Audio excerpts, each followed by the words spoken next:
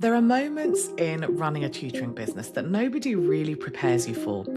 You've done everything right as far as you can tell, and it still isn't working. You've shown up consistently with, let's say, your marketing. You've invested in yourself, you've taken the advice, you've followed the steps, you've put in the hours, and yet the results just aren't there. Maybe you launched something and the sales didn't come. Maybe they came for a while and then they kind of quietly dried up. Maybe you've been putting content out for months and yet you feel like you're talking into a void. I'm Sumantha McMahon and welcome to the Upgrade Your Education Business podcast. I specialize in working with tutors and education business owners who want to make their businesses more lucrative, but in a way that's sustainable and that actually works for their life. And when it comes to sales and marketing and all the challenges that come up around these things, I really believe that acknowledging those hard moments and having a response to them that genuinely works for you goes a really long way to building something that's both profitable and sustainable. So this is a conversation I really wanted to have with you. And by the end of this episode, I want you to walk away with some things that you can take action on, or at least some new ways of thinking about how you're approaching this. Now, I want to sit with that feeling just for a moment before we get into the practical stuff, because I think it's important to kind of name it properly. The worst part of those moments that I kind of gave examples of isn't even the practical problem itself. It's what happens in your head afterwards. You start looking sideways. You see someone else in the same space, apparently doing brilliantly, and you find yourself wondering what they've got that you haven't, whether the problem is your strategy or your niche, or honestly, whether it's just you. I've been there more than once. And I think the conversations that happen around these moments, the conversations you have with yourself or sometimes with, communities, they can sometimes be unhelpful because they either tell you to push through and keep going, which isn't always the right answer. Sometimes it is, or they spiral into self-doubt in a way that doesn't actually help you move forward either. So in this episode, I want to be really straight with you. Some of what I'm going to say might not be exactly what you were hoping to hear, but I'm saying it because I think it's what you need to hear. And I think it will genuinely help you think differently about what to do when things feel hard. And more importantly, maybe what not to do. In my recent episode about 5 ways to attract students without marketing, I talked about something that's really foundational to what I want to discuss today. Marketing is a long game, and I don't mean that it will necessarily take you a really long time to see results. What I mean is that your results compound over time. So if your stop starts with it, if you have long gaps, if you're inconsistent, the reality is that the compound effect doesn't really kick in the same way. To give you an idea of what this actually looks like in practice, I have been consistently marketing every single week for, I think, around 7 years. It might be slightly longer. Now, with my consistency there, I don't miss a week. But here's the thing, I'm not trying to do loads of things. That's how I can do it without missing a week. I have a small, intentional ecosystem that works for me. My podcast is one part of that. I started it in the hope that it would raise my visibility and give something back to the tutoring community in a way that was sustainable for me. And over the consistency of publishing every week, over a number of years, I now get a steady stream of clients who come through this podcast. That's part of my marketing and sales mix. LinkedIn, I would say, is probably my main platform. I post there every single week. It's where I make sales, where I network, where people discover me. And from there, they often might discover the podcast as well. I also use Instagram, and I've used it differently over the years. For many years, I was posting to the grid almost every day, and it really grew my followers fast. But what converts really nicely for me is my stories. So I do this in phases. Sometimes I focus on growing the account and I really ramp up grid posts. But all the time, I'm focusing on connecting with the people who already follow me through my stories. And I do this multiple times a week. And then through those stories and on the grid, I share things related to my podcast as well. So can you see how a little ecosystem is forming here? LinkedIn, podcast, Instagram, they each make sales for me independently, but equally they kind of feed into each other. Someone might discover me, let's say, on one platform and then finds the podcast. Someone might listen to the podcast and then they might connect with me on socials. It's all working together. I also have email marketing. Every Wednesday, I send my free VIP list, something thought provoking or something I've observed. I really love writing that email because it makes me feel connected to the people who've chosen to come into my world. On Fridays, they get an update about the podcast. And every now and again, when I run an event or I have a lead magnet that injects new people into my email list, those new people then might discover my podcast with that Friday email, or they might connect with me on socials. Again, this is that ecosystem at work. Now, I don't put a huge effort into TikTok. I have some videos that go out there, but they're just really repurposed clips from my podcast that also go to Instagram and my Facebook page. I'm not making a special effort on TikTok, but that's not because TikTok isn't a great platform. It could absolutely be brilliant for my business. But the way I think about it is I think about what's sustainable and effective at the same time. Do I need to add anything extra to my mix right now? That's a question that I'm always assessing when I have this temptation to try something new. And the answer is no. I mean, I could run challenges. I could add more platforms. I could be doing loads of different things. But I have chosen a small suite of things that can work like an ecosystem. And because I've been consistent with those things, because I've only been able to be consistent because what I've chosen is actually sustainable, means that the compound effect happens. And that means that I now have absolute confidence. When I decide to sell something, I make sales. I've been in that place where selling felt nerve wracking. I worried I wouldn't make enough or that I wouldn't make any at all. But I don't have that anxiety anymore. And it's not because I'm better at selling than you. I can almost guarantee that. And if you're working with me, I've taught you everything I know. I've even given you scripts and templates. So it's not that. It's because I've created a system that I can actually sustain. It's not too much work. I delegate the parts that make sense to delegate. So, for example, with this podcast, I script and I record the episodes, but my VA handles the editing, the publishing, and all of that side of things. I used to do the editing at the beginning, and it was so time consuming. I knew it was something I had to let go. With my socials, I pretty much handle them myself at the moment. I don't tend to delegate and I don't use AI for the writing. That's not me saying that either of those options are wrong. It's just what works for me right now. And it's manageable because I'm not trying to be everywhere all at once. Now, I'm noticing something with the tutors that I work with, and I think it's really worth talking about because it's kind of what's triggering this whole conversation. A lot of them are wrestling with delegation. They want to delegate, they really do, but there's this kind of hesitation there. Sometimes it's about losing control. Sometimes it's the worry that it will take someone longer to do something, so it just feels easier to handle it yourself. But here's what I know, and I know this with confidence. That upfront time investment in teaching someone else how to do something, whether that person is a person or whether if you're using a tool like AI, that time investment really pays off. And it pays off really fast because the thing to consider is that your time is a resource as well.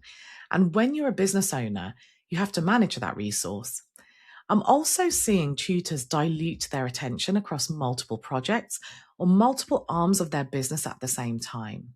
And then they feel frustrated because the progress feels slow. But the reality is, there is so much they could do on one of those things that would really move the needle. They just don't have the time because they're spreading themselves thin. And it's no coincidence that whichever project gets the most focused attention is the one that's thriving. So here's the thing that you may not want to hear, but maybe you need to hear. You're getting in your own way. I get in my own way. And it's not because you're not capable. It's not because you're not working hard enough. It's just often because you're trying to do too much and you're holding on to parts of the work that someone else could do or technology could handle, and that's keeping you stuck. And part of what gets in the way is the identity we're working from. So many tutors are running their businesses with the identity of a teacher or an educator. And there's nothing wrong with that as such. It's part of what you deliver, it's part of who you are. But when you do that, the part that gets neglected is thinking like a business owner. And when you think like a business owner, your time is a resource.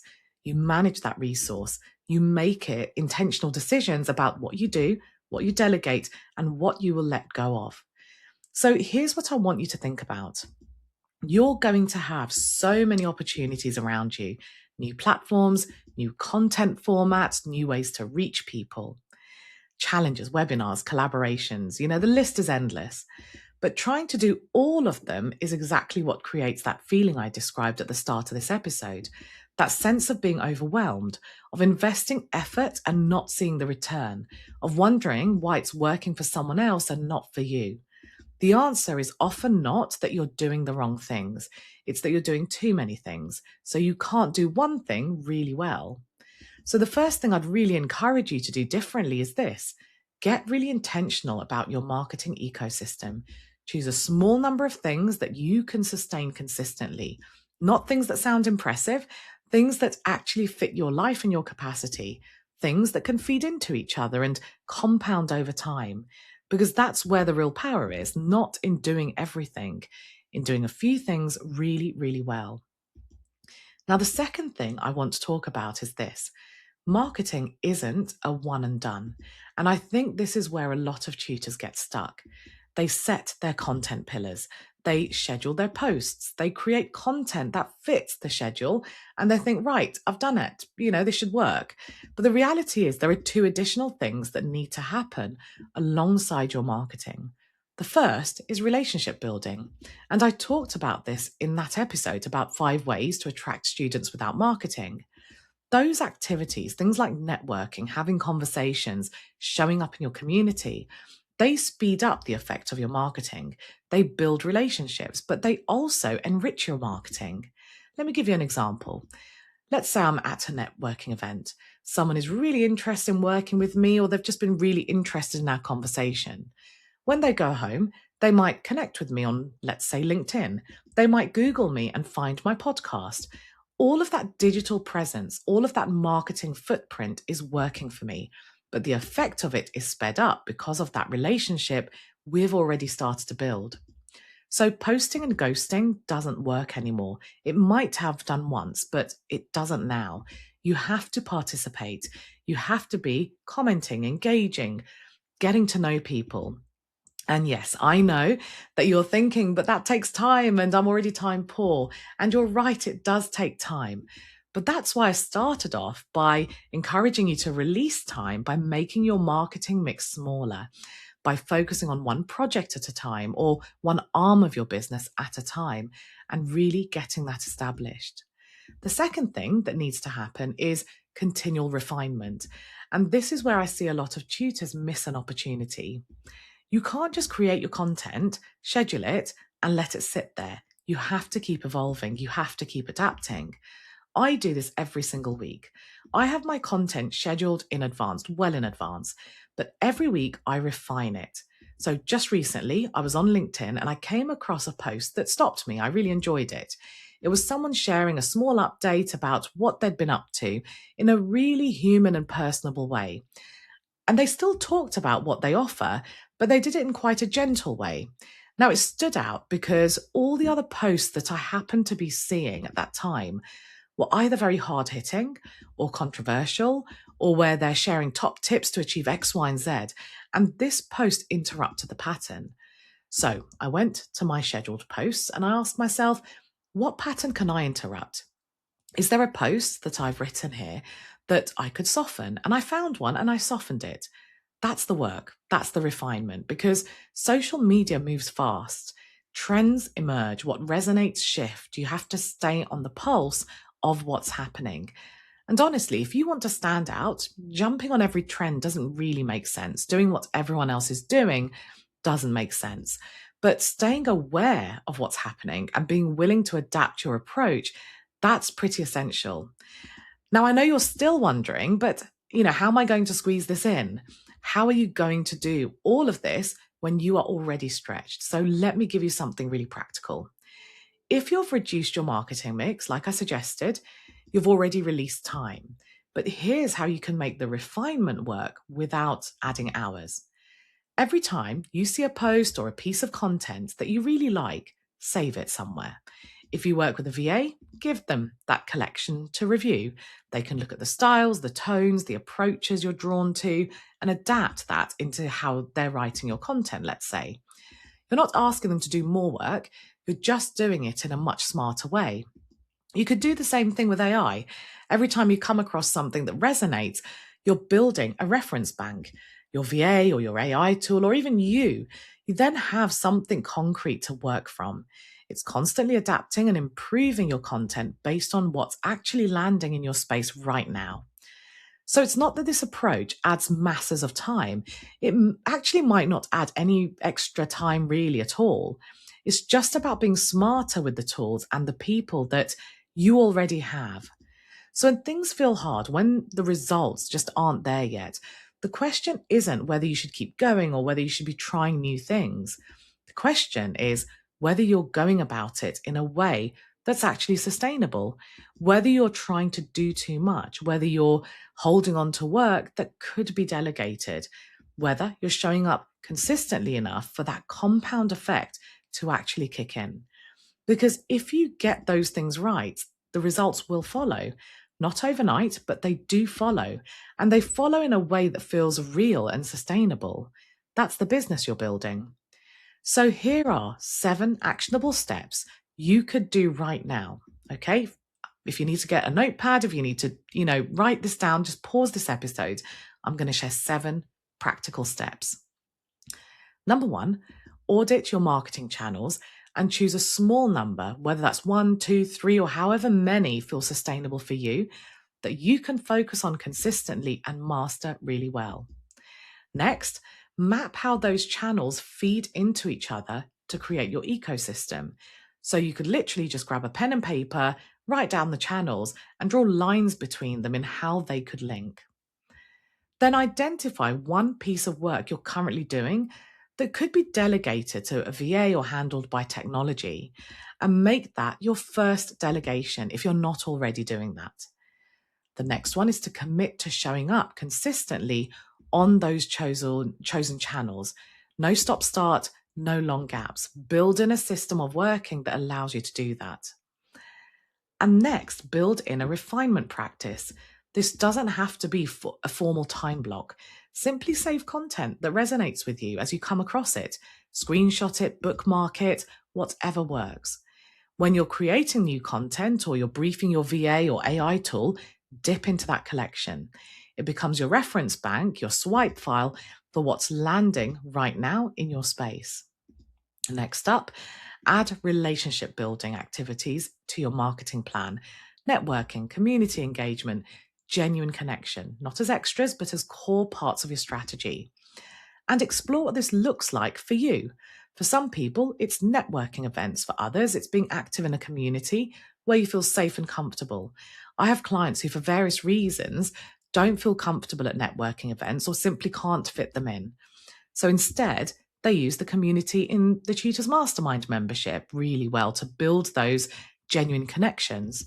The shape of it depends on your personality and your capacity and time, but the principle is the same. Build genuine relationships alongside your marketing. Find the way that feels sustainable for you. The next one is to analyze what has actually worked for you in the past, however small. Repeat and refine those things rather than constantly chasing new strategies. That's your evidence to build from. So I've shared quite a lot there. I've shared 7 things. That doesn't mean you have to do all of them. You can choose one thing at a time. You can choose 3 things from there that you're going to action. The point is that if you start taking action on those, you will really start seeing that result. And not just in the form of sudden, new inquiries and clients, but just within yourself. Like, you're going to feel more in control. You're going to feel like the effort you're putting into your marketing is doing some heavy lifting for you. The moments when things feel really hard are often the moments when actually you need to slow down and think strategically, not speed up and do more. And when you do that, when you choose sustainability over volume, when you build systems that you can actually maintain, when you show up consistently, that's when the compound effect really happens. That's when the results follow. If you've enjoyed this episode, please do leave a review on Apple Podcast. As always, thank you for giving me your time. And if you're watching on YouTube, then hit that subscribe button. Have a great day, and you'll hear from me on Wednesday.